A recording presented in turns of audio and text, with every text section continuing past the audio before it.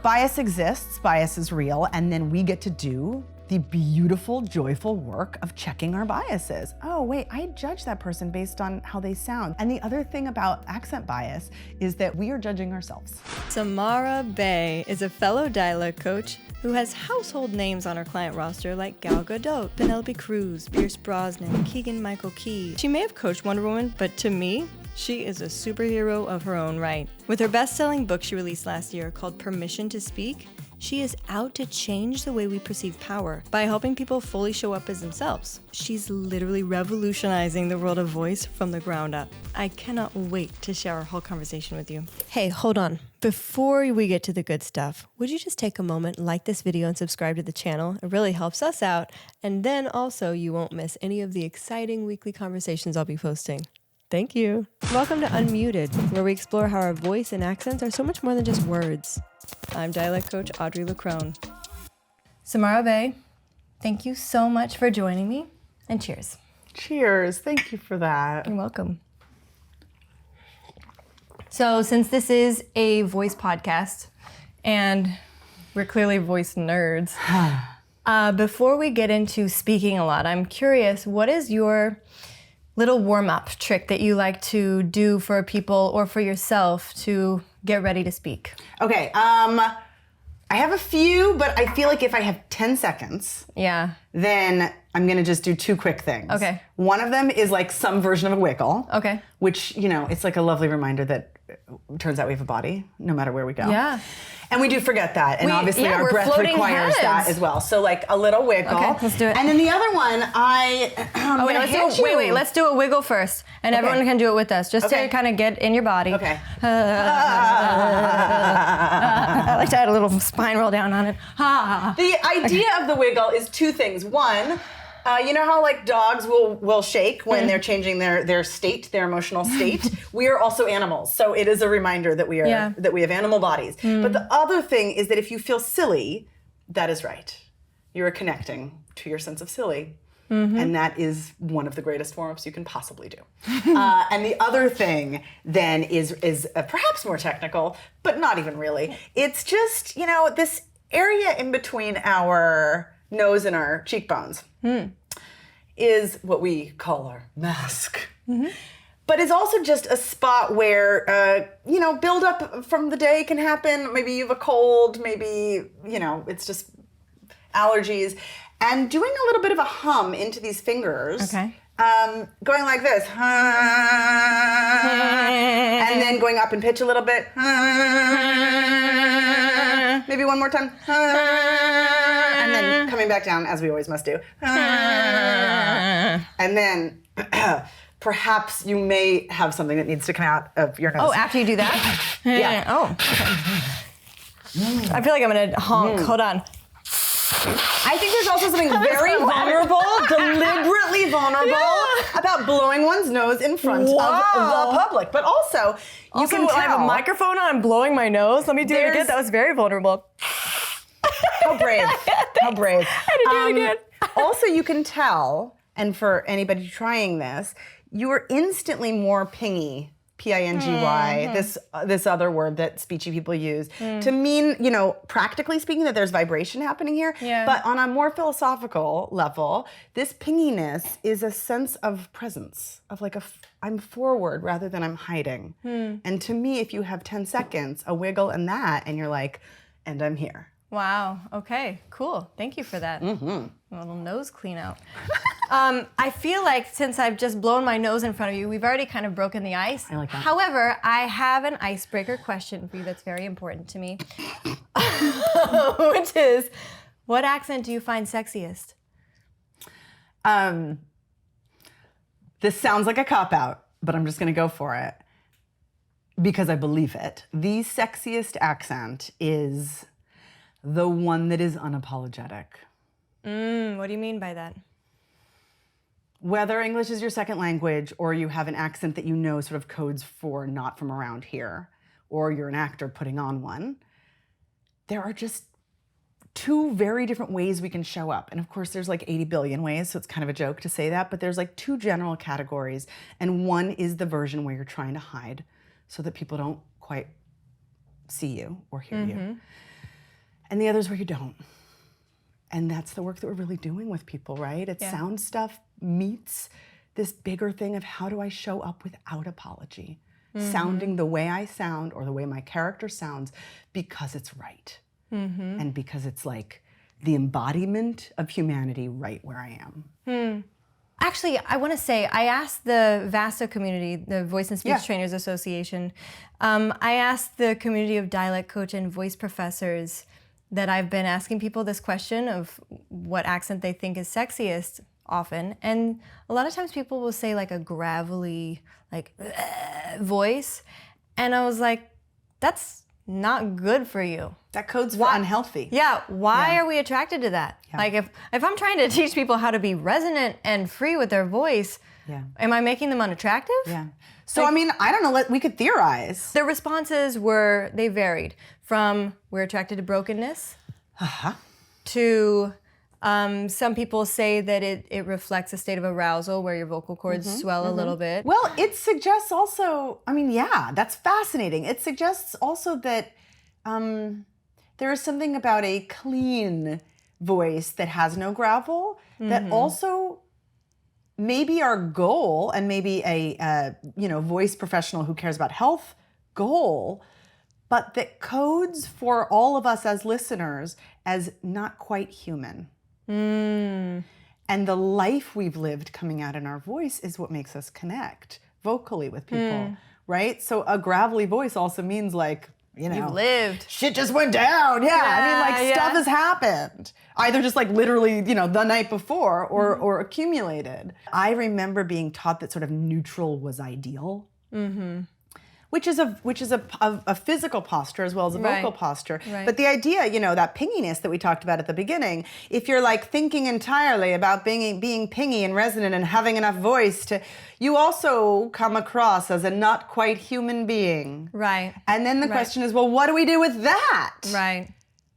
Yeah, because so many dialect coaches are like, hello, I'm a dialect coach. It's so nice to meet you. And I so respect it and I so don't want it for myself. Ditto. Yeah.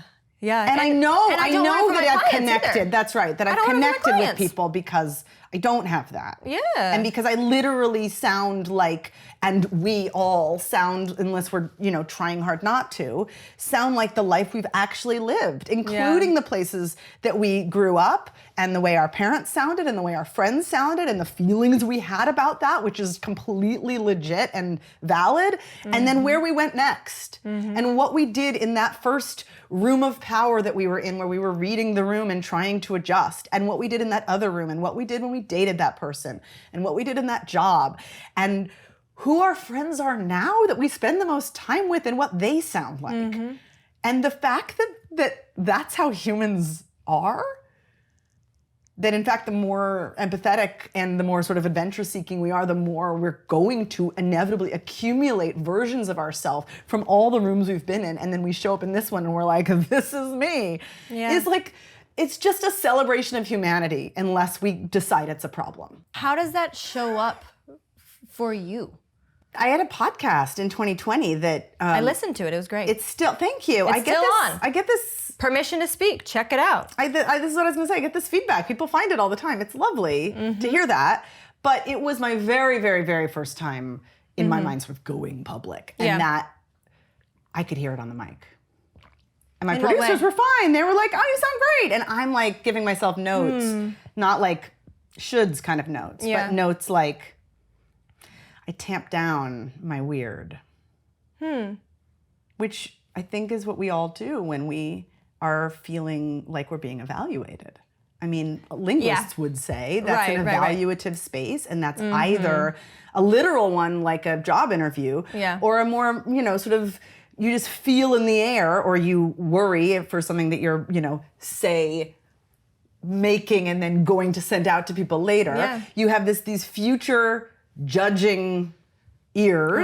Right. And what that does to us, and what that does to our sense of permission. Each of us, on some level thinks we're doing it wrong, and by it, in this case, I mean talking. And a few folks, maybe this won't resonate, and bless.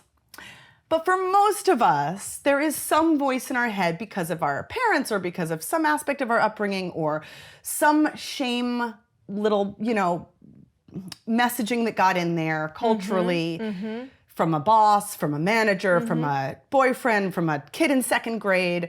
And those little messages, whether they were literal or you just got the vibe, stay with us. Yeah.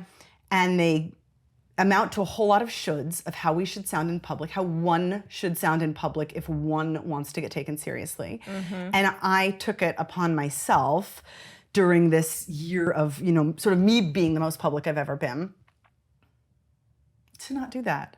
To hear those shoulds, an author should come across like blah, blah, blah, and, raise an eyebrow and say, no, mischievous me is not going to take that little should in my head seriously. So in your podcast and in your book, you talk a lot about your relationship with your own voice. And at one point you had vocal nodules. You couldn't speak for a year or months or something crazy. Something that's, a day. That's a lot for us. You couldn't speak for a large amount of time. And it changed your relationship with your voice, how you understood what speaking is, maybe what power is. I'm not sure. What was your biggest takeaway from that time? So I was around 24, and I was in an acting graduate program. So that just translates to talking a lot and singing a lot and, underlying issues I didn't know were there, as a result, hit me. Over many months, my throat began hurting so much, like it was so inflamed that it was just like yelling at me to stop talking. And I would go to class anyway and stop and get a coffee and sort of try to, get out some sound and not be like a total weirdo who couldn't ask for coffee. But by midday, even that level of, would just shut me up. And I would spend these nights with a blanket on in the cold little, I was in Providence, Rhode Island, so this feels very relevant, and it was December. Really having this existential crisis of what is my voice trying to tell me? As you can tell, am a talker, so it also just took away my confidence and my ability to communicate and my what felt like my superpower. And so this what is my voice trying to tell me was really a practical question as well as an existential one. I finally got myself to an ear, nose, and throat doctor who stuck a scope, tiny little camera, up my nose and down the back of my throat. And I got this photo of my vocal cords. And it was clear on that day, as the doctor and I looked at these, that I had vocal nodules, which is basically blisters on the two little, sides of the V of the vocal cords. And then the other questions arose, why? How do I change this? But the part that I remember the most from that day is that I got back to class. I had missed the morning session, and the guy who ran the entire acting program stopped everything when I walked in. And in front of everybody, he said, "So, what's the diagnosis?" Bless, bless, bless, bless. And I said as loudly as I could, "Vocal nodules, it sounds like I have to go on, official vocal rest for a month." And he said, It was a month. Sorry, just as I thought. No, but it had already been months until then. Okay. And he said, yeah, just as I thought, bad usage. Which, it's such a weird phrase because it's not like it has some agreed upon cultural meaning, but I felt that shame ball thrown at me. And I went home during the holidays and found a speech pathologist and did relearn how to talk. But it took much longer to process. Why would I have picked up a habit that would ultimately have made me lose my own voice? Right. Why did I do that to myself? The self-sabotage inside of that. Now, I'd like to take that to segue into accent bias. You're kind of, in my mind, the you're leading this revolution. So first, what is it? What is it? I have to clarify because I feel like linguists are right. Sociolinguists and linguists but I am going to claim something, which is that I took it very seriously. That once I realized that linguists in all the institutions in the U.S. and elsewhere that studies social linguistics, how this basically the idea of what I just said, how we kind of accumulate our sound throughout our life, that they talk very clearly and very like decades old about accent bias, but that it is not mainstream. And so many folks who need to know that like inside of academic institutions, this is a known thing that we all have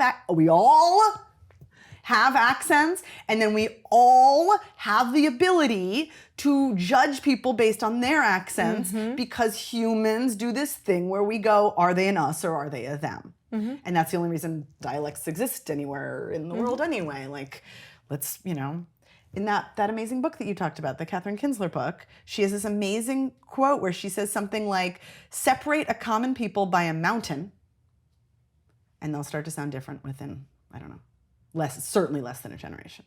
And why is that? Well, there's like a familiarity and a safety of like, you're me. Yeah.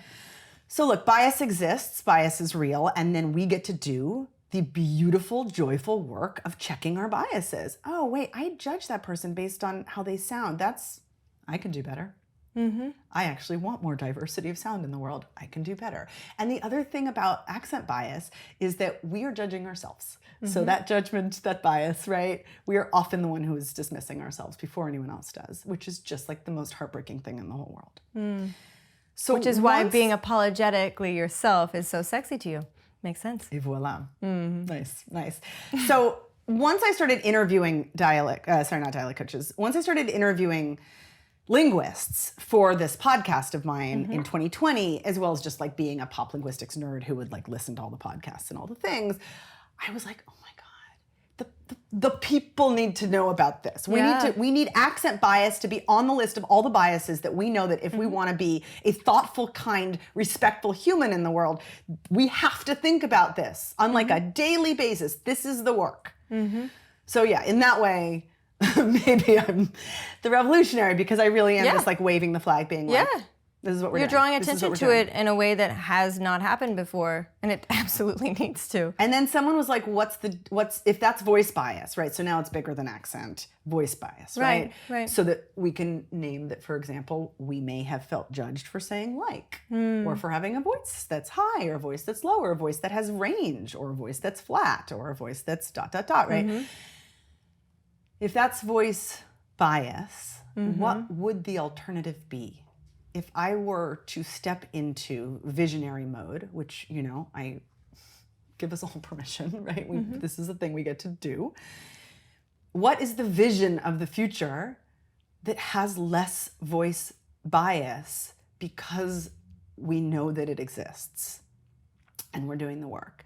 And for me, the sort of catch-all for that vision is voice justice. And the idea that we would be unlinking how people sound from how we treat them, and how people sound from how much leadership they have and are, sort of given in that way that status is given. And I want to live in that world. Yeah, I do too. So how can we change this world? I mean, there's this amazing book called Permission to Speak. Yes. Which I say because really there is like, this is just a nuanced conversation, right? And there's just some breathing room in a book that obviously, you wouldn't get in a 30-minute conversation necessarily. And the way that you describe things in the book too is so thorough, so easy to understand, and entertaining at the same time. I mean, I receive. Thank you. I mean, I have so many underlined parts. I'm just like, oh, so good. Yeah, it's so beautifully written. Thank you. So, I mean, that's one thought. Another is I have the Substack now that I just created, which is sort of like a community over on Substack. It's like I don't understand what social Substack media is, platform. but I know. I'll figure it out. But I'll say this: I didn't know either, and I thought it was like ye olde 90s blogging. Okay. And then an author that I admire was like, "Why aren't you on Substack?" She did the like, "Girl, you have like spinach in your teeth," but it was like, "Why aren't you on Substack?" And I was like, I don't understand. And now I do, and this is not an ad for Substack, but I will say that there is a real capacity for community over there. I just ran my first workshop live for 50 people who showed up, and it was completely free in public. Wow. And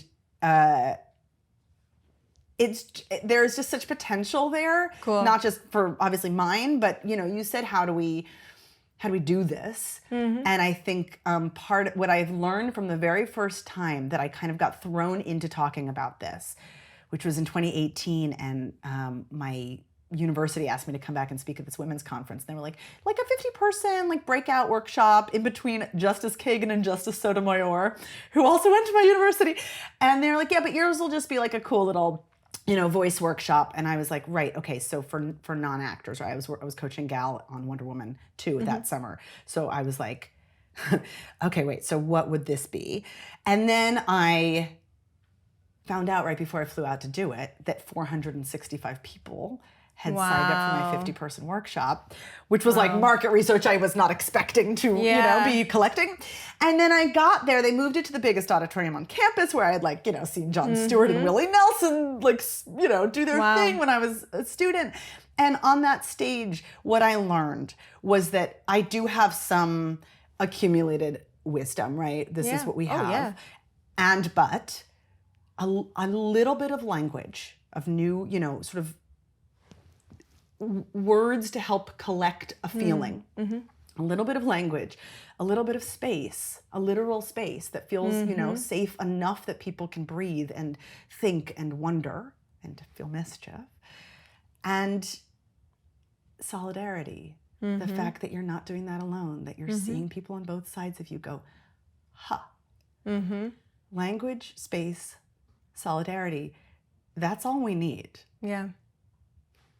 You were working exclusively in Hollywood, and now you've expanded to a more global stage, working with all sorts of people and trying to get your message out more. I'm still more in the Hollywood world, even though I have a lot of clients who are not in Hollywood. Have you started to see change with the way diverse voices are showing up on screen or in the workplace?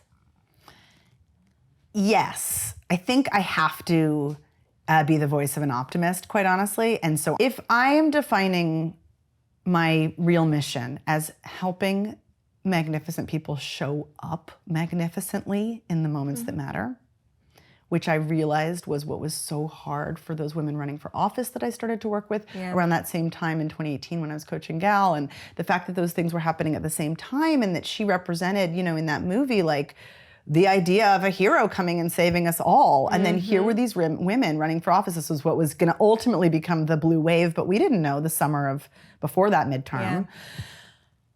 And here were these women that just represented, not on purpose, they just showed up on these Zoom meetings with me, represented to me the type of leadership I wanted to see more of in the world. Yeah. And they were having so much trouble translating their magnificence onto the mic when they were thinking about stump speeches because of all of our cultural shoulds and their personal, tender, shamey shoulds.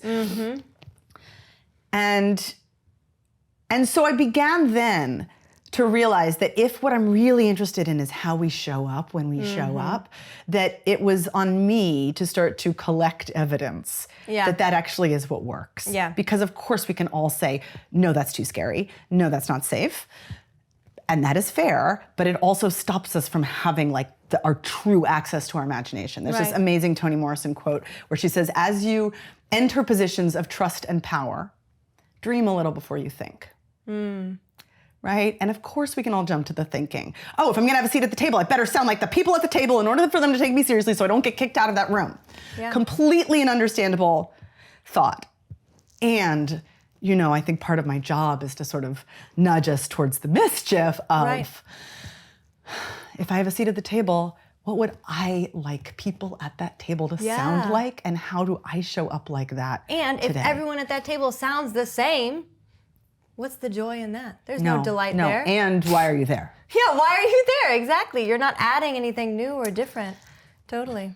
Beautiful. So then I started collecting and realizing, my big aha, one of my big ahas, because it's so nice to just have evidence and not for me to just be like, trust me, you should show up, it'll work better, is to start thinking about, well, who makes any of us, and anyone listening, who makes you, when you watch them on some clip on your phone, feel a physical urge to share it? What goes viral? What do you feel like you want to share with a friend? What makes you think this is so good I can't keep it in? Yeah. And I guarantee I guarantee it is someone who is showing the F up in their weird. Yeah. And by the way, that's also what makes us fall in love with actors when we're watching them act. And I think that my background, both as an actor but also coaching actors, it was such a lucky sideways way into being kind of a public speaking coach. Right. Because I know that the act of like unzipping ourselves and saying, wow, this costs me something and I'm doing it anyway, is just the sexiest. Wow, beautiful. One last question before you go. When you're coaching actors, how do you help encourage them have diverse sound and have that unapologetic sense of self in their voice? The thing about being a dialect coach is we're sometimes the only person allowed into this rarefied space with them in the moments or the hours before they're going to go on camera, in their trailer, at their dining room table, if we're doing prep. And the whole spirit of how they're feeling about the role and how they're feeling about the crew and the cast and the blah, blah, blah is sort of welcome. Yeah, we get it all. Well, it's half dialect coaching, half therapy. That's what I call it. I start everything by saying, listen, I'm not a licensed therapist. Right. But come on in. I also get told, especially this work, but even that work, that it's therapeutic. And I'm like, oh, that's such a nice, right. Okay, so it's not therapy, but therapeutic, I believe, means healing. Yeah. So this is healing work. It is. And often when people are working on accents, they're also working on their own. And they're also working in their own relationship to their voice. And so they should. It's your identity. And also we know, for anybody who's listening who might be wondering, especially if you're a director, do we get in the way of the directing process? I think it's so powerful to remind folks that we are making our actors as directable as possible. Yeah. Which is about offering space and permission for them to find all the possible ways that lines can be said or that they could connect to the sound. Absolutely. And so, how to do that but introduce weird and silly and mischief and, all the things, breath. Just the basics of taking up space and then being like, woo, taking up space feels lots of things. I am feeling things about taking up space and I am allowed. Yeah, and this dialect coach across from me is giving me like a judgment-free space to feel all the things and ultimately settle into myself. Right. Sometimes I'll just go in between takes and I have this one client who I'll just be like, you didn't breathe that entire scene. And he'll be like, oh, thank you. Yeah. And that's it. Then I go, that's it. Yeah, completely. It's like I think part of our job, not necessarily on the job description, right? But what makes a good dialect coach, besides whatever, having an ear and having a real fierce sense of research and respect, is being able to say to an actor in more ways than just words, I see you. And that is just, a lot of people aren't doing that on a set for them. Yeah. Yeah. And their job is to feel. So they need to feel seen. Yeah. It's hard. It's a hard job. Yeah. And beautiful. And we all go and watch them and we go, you've unzipped yourself for us. Now I can cry. Thank you for this cathartic moment. That's right. Samara, thank you so much for being here. I really appreciate you for taking the time to come down all the way to Hollywood. My absolute pleasure. Yeah, it's so nice to finally meet you in person. I no longer have to be a weird puppy dog. Like, sometimes reaching out to you on Instagram, like, wow, that's so cool. Thank you. All right, bring it in. Thank you so much. Thanks for having me. Thank you for tuning in to Unmuted. If you haven't already, please leave a comment, and subscribe. See you next time.